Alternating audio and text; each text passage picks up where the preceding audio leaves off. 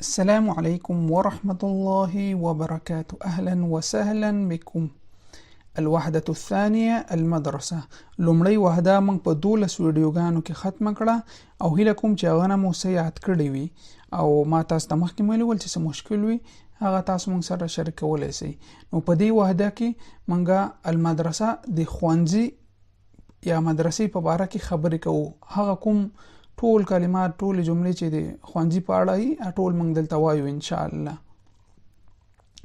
نو په دویمه وحده کې د دلیلونه دي چې موږ کوم شیان په دې دویمه وحده کې به وایو.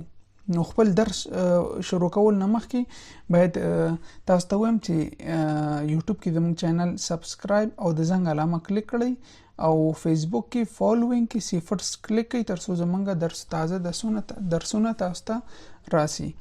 نو دې کې زموږ یو څو اهداف دي چې موږ باید دویمه وحده کې دا ترلاسه کړو. ان يكون قادرا على استخدام اسماء الاستفهام. موږ باید په اسماء الاستفهام باندې پوه شو چې هغه کوم دي.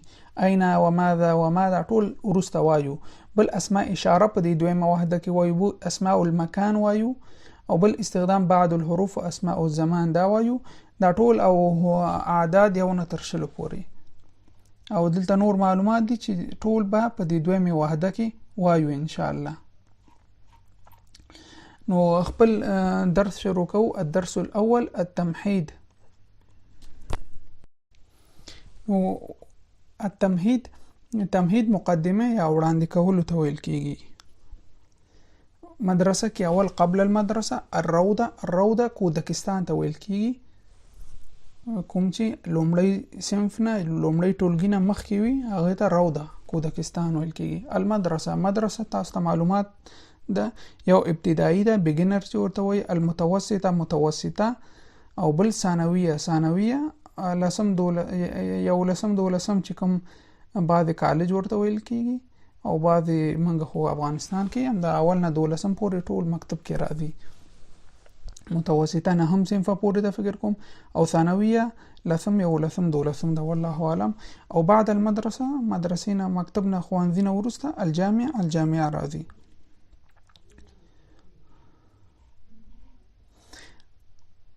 الدرس الأول لومړی درس يسمع يقرأ يكتب الرياضيات العلوم يستأذن الرياضة الحاسوب مكتب هنا هناك طالب معلم أستاذ مدرس حارس. د دې معنا تاسو ته کومه. يسمع أوري يقرأ لولي يكتب لكي. الرياضيات رياضي. العلوم ساينس. يستأذن إجازة أخلي. الرياضة سبورت يا ورزش. الحاسوب كمبيوتر.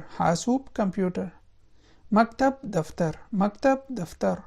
هنا دلتا. هناك هلتا. this that. طالب شاگرد خوانزي. طالب عفوا بخنه غواړم طالب زده کوونکی. معلم استاذ مدرس یو خبره ده معلم ته ویل کیږي. حارس چوکیدار.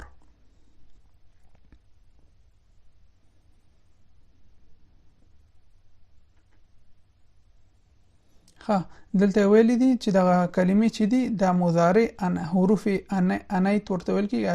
الف نون یا تا. د دې په اړه کې د ګرامر کې تاسو ته جدا ویډیو جوړوم چې دا کوم حروف دي او مثالونو سره درته واضح کوم. صرف فلحال که درته وایم ځکه دې ګرامر مونږ نه دی ویلی بیا تاسو ذهن ګډوډېږي. اوس يسمع هغه اوري. دریم شخص ده. يسمع اوري. ګوره که دلته یا په ځای مونږ تا راوړو تسمع ته اوري. که الف راوړو اسمع زه اورم. که نون راوړو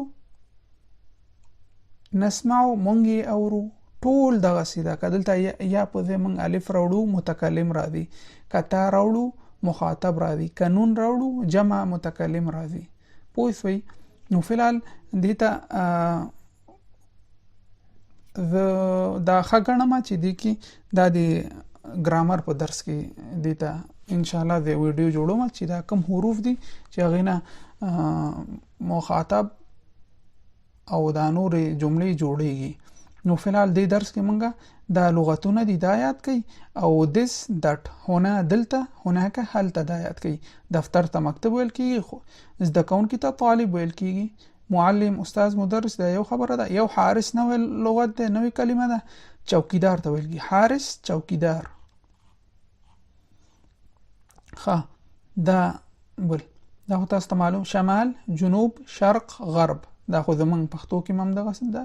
شمال جنوب نه پښتو کې لږ فرق کوي. شمال جنوب شرق غرب بس تاسو ته معلومیږي چې دا څلور اطراف هغه دي. بل درس خلف شاته، امام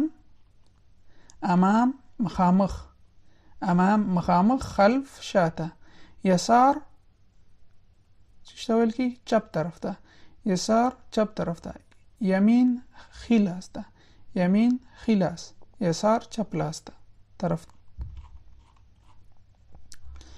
دا موایو البته دا کلمات منګه تیر پاڼه کې پوسټ کړي ول.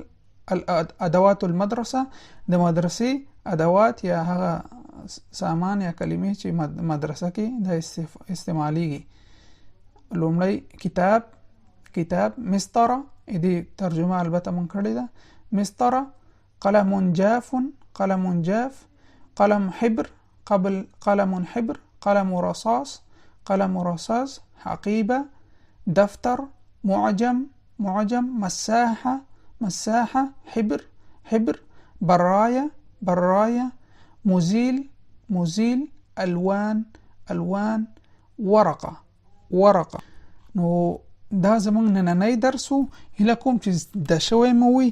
نو که څه پوښتنه وي هیله کوم چې کومنټ کې ولیکئ او تاسو نه هیله کیږي چې دغه ویډیو کې دا کومنټ کې دغه لپاره جملې جوړې کړئ. یو جوړوي، دوه جوړوي، درې جوړوي، خو مقصد جوړې کړئ.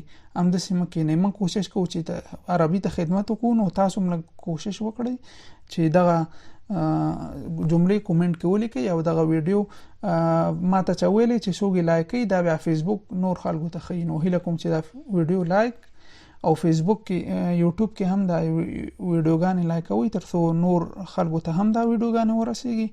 او که څه پوښتنه وي کومنټ وکړئ، ویډیو لایک او شیر حتما کړئ. بیا هم که څه پوښتنه وي کومنټ کولای شئ. په دعاګانو کې مو یاد ساتئ. تر بل درس پورې تاسو په الله سپارم. والسلام علیکم ورحمت الله وبرکاته.